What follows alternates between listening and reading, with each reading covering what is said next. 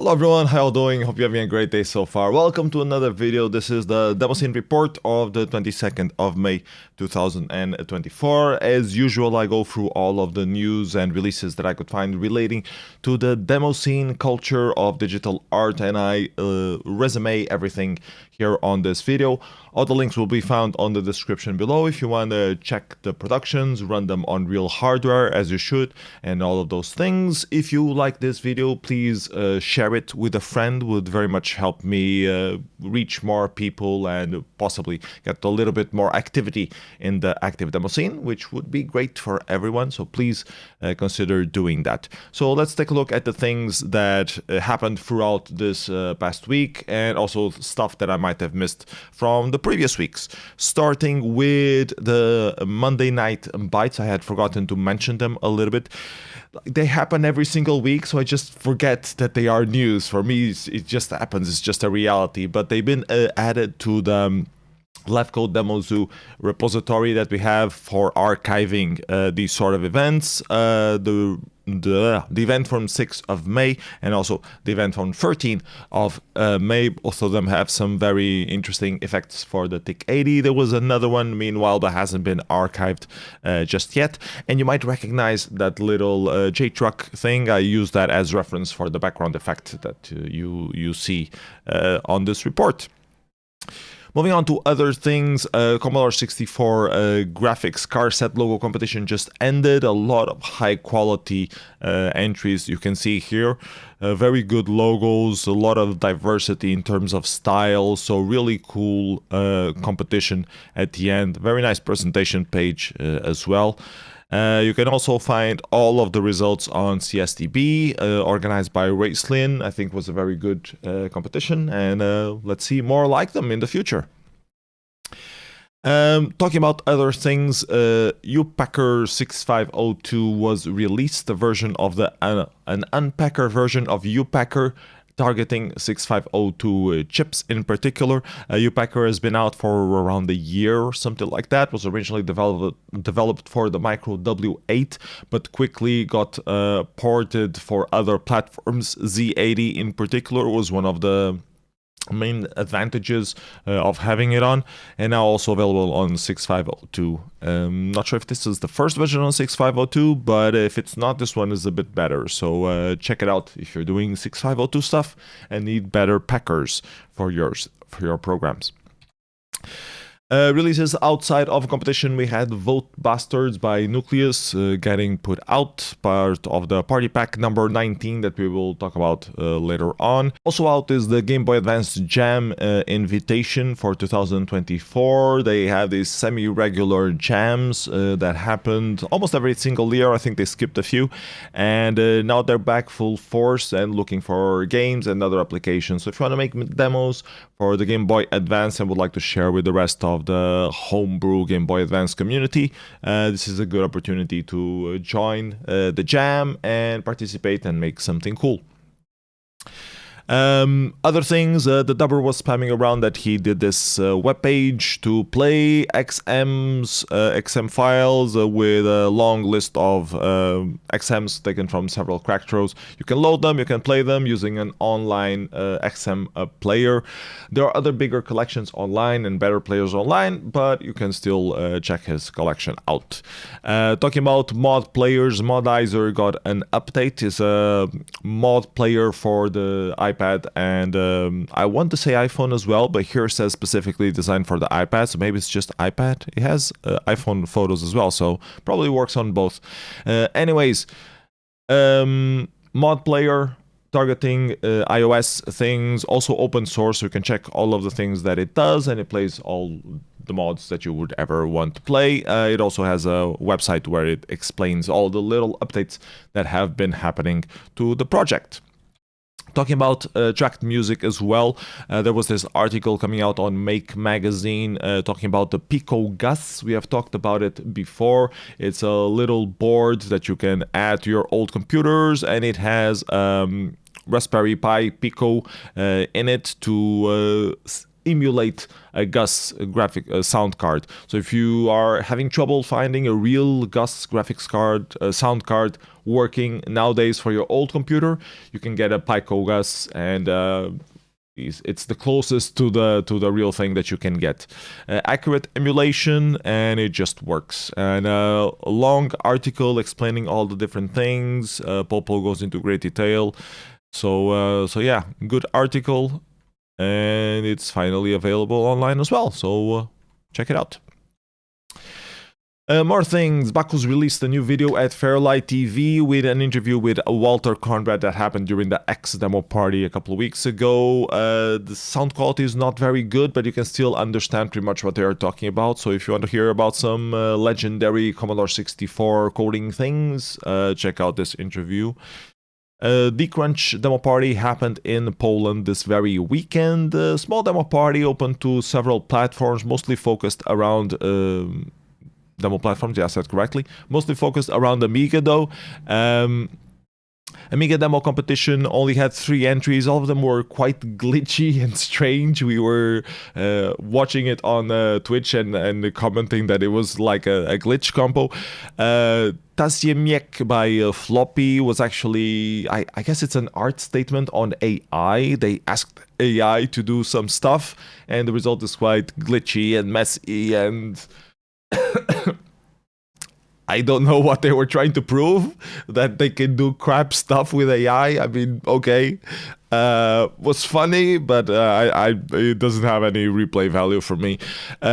Second place got Windy Day by Zymosis as well, also a very glitchy thing, abusing this tricolor effect that they had with a few different scenes. And Tense by the Electronic Knights, a legendary Amiga group. Here doing a more industrial demo of sorts. He had some good ideas in the beginning. It lost a bit of its traction near the end, became too repetitive, the music not really delivering on the industrial vibe that it was promising in the beginning.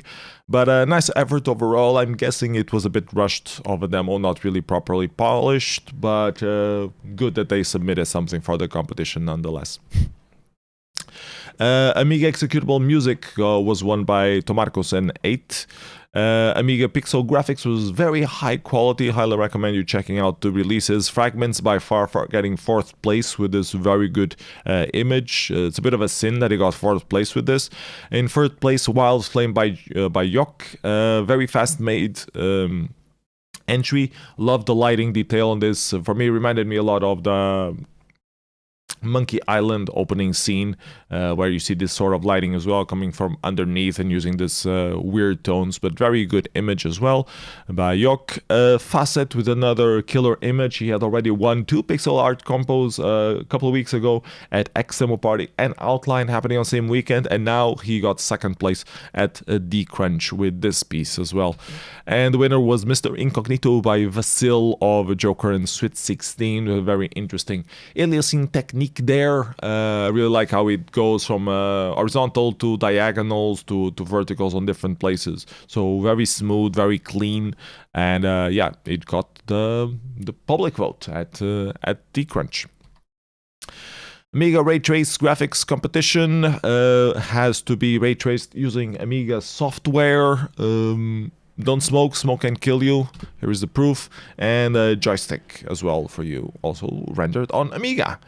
On the stream, it looked a lot more jerkier. This looks a lot more clean, the final updated image that Sunday uploaded. Amiga Tracked Music competition was won by number 9, 2nd place to 8, BM of Futuris and Joker.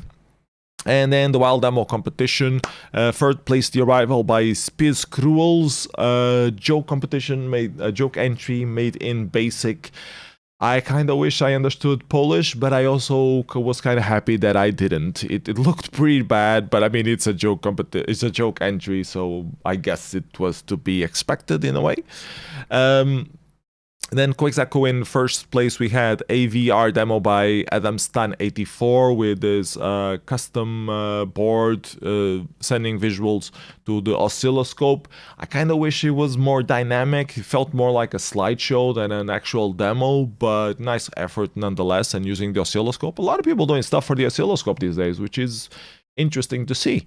And also Super Chromatism by Tomarcos and 8 p.m. Very nice video with very good synchronizing visuals to the music. Solid video animation entry by Tomarcos and 8 p.m. Thought he would win, but ended up tying with the oscilloscope thing. So yeah. So that was Decrunch in Poland that happened this week. Moving on to other things that also happened this week, Digidream 2 for the Apple II was released, and it sounds like a SID, which is interesting, considering that the Apple II doesn't really have that good quality sound chip in it. So yeah, interesting, released by French Touch, and the source is also available if you are curious on Apple II coding inside things. You can check it out.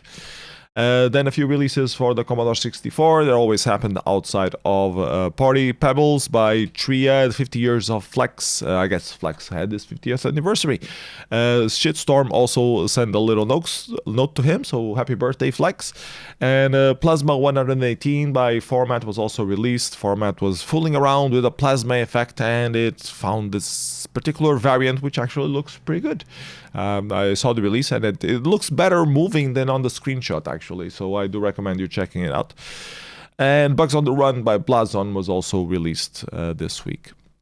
Then I saw a video of in Adrian's digital basement about the PicoMEM, which is a project a bit similar to the PicoGUS, but targeting 8088 machines with an ISA replacing card that can be customized to have whatever you want in it. So you can have simulate extra memory, special ROM, special settings, and also some things for sound cards as well. I think it also included an AdLib module out of it as well. So a nice little way to